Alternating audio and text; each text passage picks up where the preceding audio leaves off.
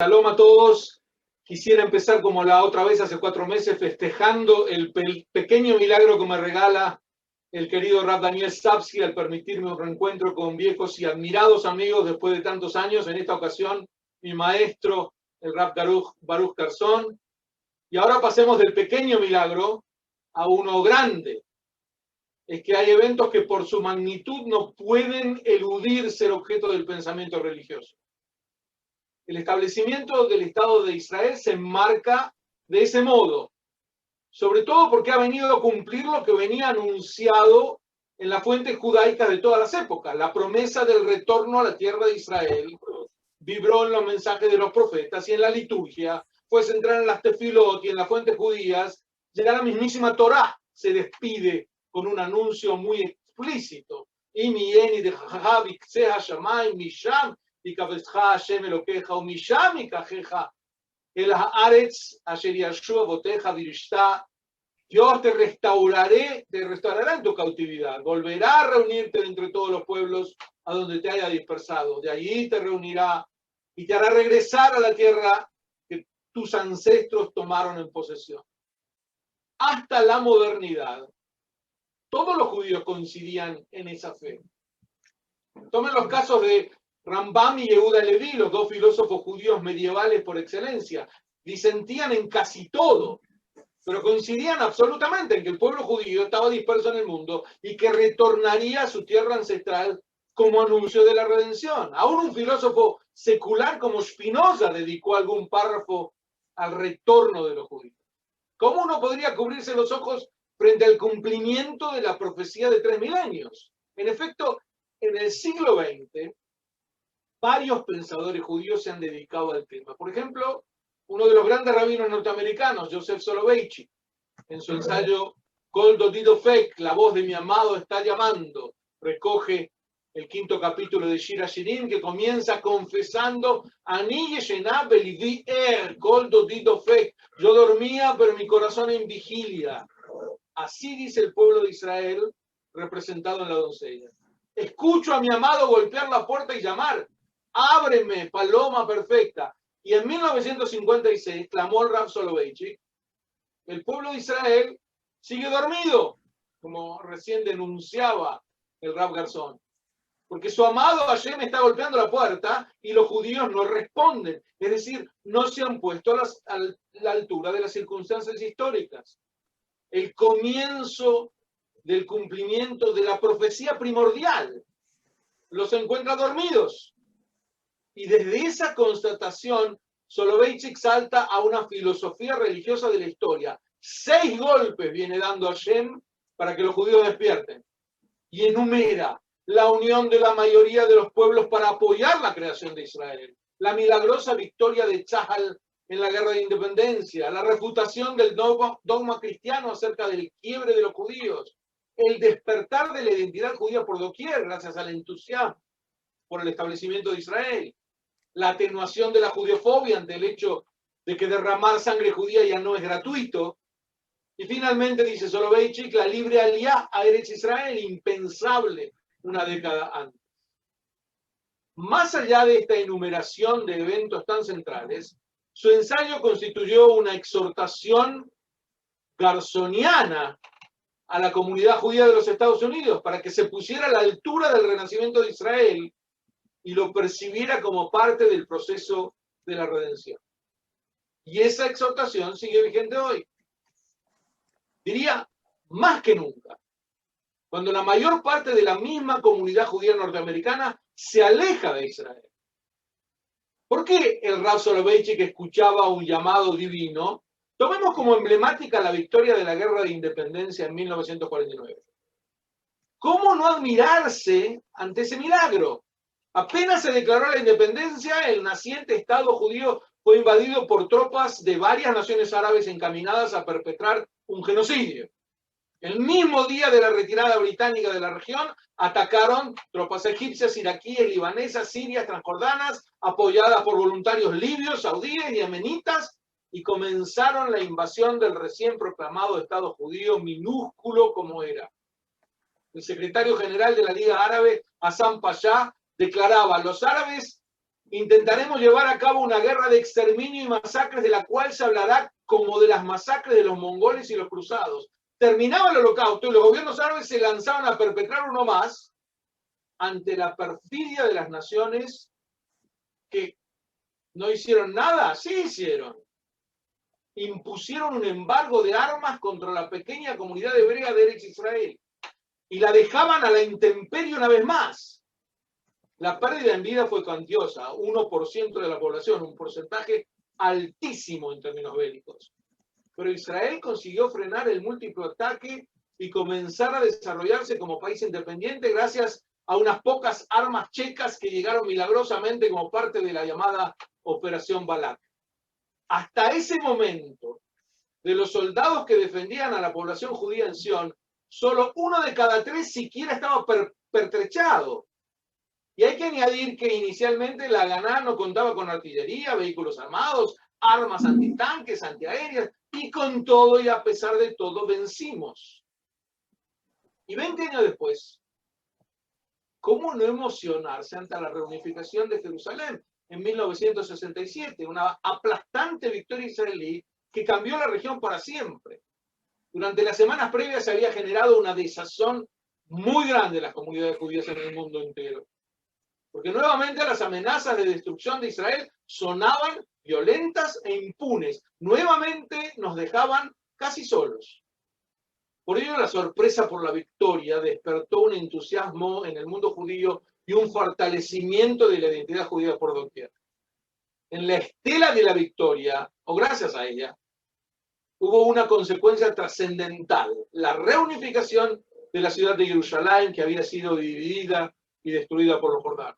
E Israel se reencontraba con su pasado. Ya no se trataba de encontrar un asilo para los judíos perseguidos, se trataba de restablecer Judea después de 2 milenios. Como expresó el premio Nobel de Física Leon Lederman, muerto hace unos años, hay algo de escalofriante en este asunto del retorno de los judíos a su país. Y sigamos, ¿cómo no admirar el logro demográfico? En Israel viven unos 8 millones de judíos, algo más de la mitad de los judíos del mundo. Por primera vez en 2000 años, la mayoría de los judíos en Israel.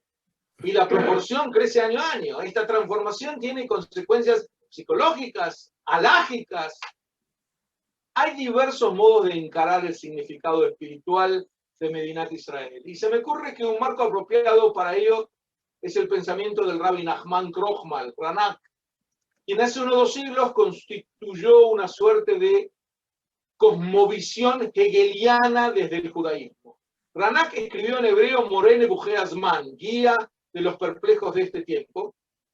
Para él la historia judía, en sintonía con las demás historias, estaba conformada por ciclos. Pero a diferencia de las demás historias, cuando parece que va a desaparecer, se regenera.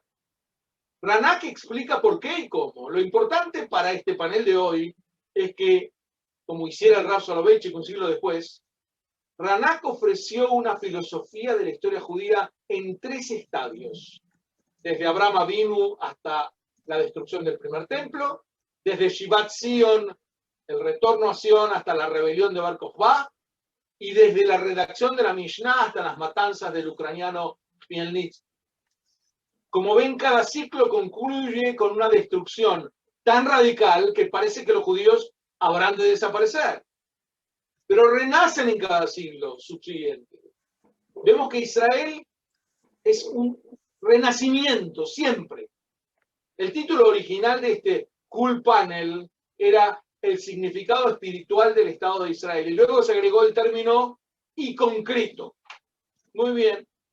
Porque en efecto, por sobre todos los logros, el máximo es, claro, el Israel concreto del día a día, que cumplió con las expectativas del pasado y mucho más. Ha redimido refugiados, disecado pantanos, recuperado la patria ancestral expoliada, construido universidades para el pueblo del libro, revitalizado la tradición judaica, difundido como nunca antes la cultura hebrea, ha revivido el idioma milenario, ha sabido defender al judío vulnerable por primera vez en 2 milenios, ha convertido un yermo en un mar de árboles, ha recuperado y reconstruido la ciudad de David, ha llevado la agricultura a horizontes insospechados, ha lanzado satélites, llevado la mejor medicina a todos los estratos, construido teatros y centros de cómputo, el kibutz y la yeshivot, carreteras, centros de ajedrez, hospitales de vanguardia, institutos deportivos. Todo lo ha logrado a partir de Auschwitz. Y cabe resaltar que su progreso siempre tuvo lugar bajo el terror, la agresión, la calumnia. Y los cuadros comparativos solo incrementan los laureles, porque aunque por su tamaño Israel ocupa el 100º puesto entre las naciones del mundo y tiene apenas un poco más de 1/1000º de la población mundial, es una potencia en muchas áreas, llamada la nación startup, líder mundial en porcentaje de científicos y técnicos, en premios Nobel, artículos científicos. La esperanza de vida en Israel es muy superior a la media mundial, supera incluso la de Estados Unidos, Inglaterra, Alemania, y un aspecto adicional nada desdeñable. Pese a su pequeñez, Israel se encuentra entre los países que más ayudan al mundo cuando sufre terremotos, inundaciones, catástrofes. Consúltese, entre otros muchos, los casos de Haití, Nepal, Puerto Rico, Paraguay, Turquía, Sudán y últimamente Siria, para cuyos refugiados los hospitales israelíes son salvadores. Como ven, debemos combinar lo espiritual con los logros concretos, y hay una voz que lo resume mejor que ninguna. Les he mencionado al rabino filósofo del siglo XIX, un rabino filósofo del siglo XIX y uno del XX. Quisiera mencionar a uno que escribió ya desde Eretz Israel, y aunque murió en 1935, ya en su texto utiliza el término Medinat Israel. Me refiero al Rab Abraham Yitzhak HaKohen Kook, el Rab Kook, quien simbólicamente se formó en la primera de las yeshivot de la diáspora, la de Bolojin, y más tarde se transformó en el primer gran rabino de Israel. Llegó aquí en 1904, cuando la población judía estaba polarizada entre el viejo Yishuv Haredí, por un lado, y por el otro los Halutzim, los pioneros, mayormente no religiosos. El Rab Kook se propuso obrar de puente entre ambos grupos. En su ensayo Shabbat Haaretz afirma de los judíos no religiosos: su labor es sagrada. No colocan tefilín, colocan ladrillos. Porque en el sistema kukiano, los seculares en Eretz Israel estaban cumpliendo una función religiosa, eran parte del plan divino, según el cual nuestra tierra ancestral iba a ser finalmente redimida después del exilio de 2000 años. Para ello, los instrumentos son todos los judíos que se esfuerzan para construir un hogar en Eretz Israel. La fe del Rab Kook se refiere eminentemente a la historia, de un modo cabalmente optimista. El hombre para él es el último estadio en el esfuerzo cósmico general de la evolución. Es responsable por toda la creación. El progreso humano, Shechlul lo llama, resulta de su tendencia natural a avanzar hacia la perfección. Ishtalmut. El universo entero está impulsado por la energía que emana de la fuente divina, y también la historia se mueve hacia el reino del eterno, en donde todo mal se disipa. Incluso la irreligiosidad resulta para él un fenómeno pasajero, ya que según el Rab Kook, la fe en Dios es un elemento natural de la vida humana, tan inseparable del hombre como sus necesidades físicas. En Israel exaltó el retorno general al país, que capacitaría al pueblo judío a abrazar y desarrollar una vida religiosa plena e integrada. En el exilio, la religión había terminado por anquilosarse. Solo el sionismo era capaz de lograr que la nación judía y el judaísmo volvieran a una vida independiente, floreciente, redimiéndolos de las restricciones sofocantes del Galut. En opinión del Rab Kook, el retorno a la patria representaba un renacimiento nacional que habría de desembocar en un renacer religioso, en la Adjaltat de Geula, el comienzo del proceso histórico que conduciría finalmente a la redención. El cultivo de páramos y la reconstrucción de aldeas y ciudades eran los albores de la era redentora, porque el renacimiento físico era componente esencial del espiritual. El hijo del Rab Kook, Tzvi Yehuda Kook, que falleció hace 40 años, siguió sus pasos. Y él fue quien preguntó en la Yeshiva Merkaz Arav, que su padre había establecido en 1923, cuando fue el Yom Ha'atzmaut 19, איפה חברון שלנו? אנחנו שוכחים את זה, ואיפה יריחו שלנו? אנחנו שוכחים את זה, איפה כל רגב ברבד, כל חלק בחלק? ¿Dónde está Hebrón y el resto de nuestra tierra? No podemos renunciar ni a un palmo de ella. Y apenas unos días después de este discurso, de semejante plegaria, Hebrón y el resto estaban en manos judías. ¿Cómo no estremecerse ante estos hechos? Uno de sus principales discípulos en la yeshivá Merkaz Agav es el Rab Chaim Druckmann, quien hace unos años escribió Kima a Kima, poco a poco, en el que explica a través de las fuentes judías cómo el renovado Estado de Israel es la expresión moderna de la redención.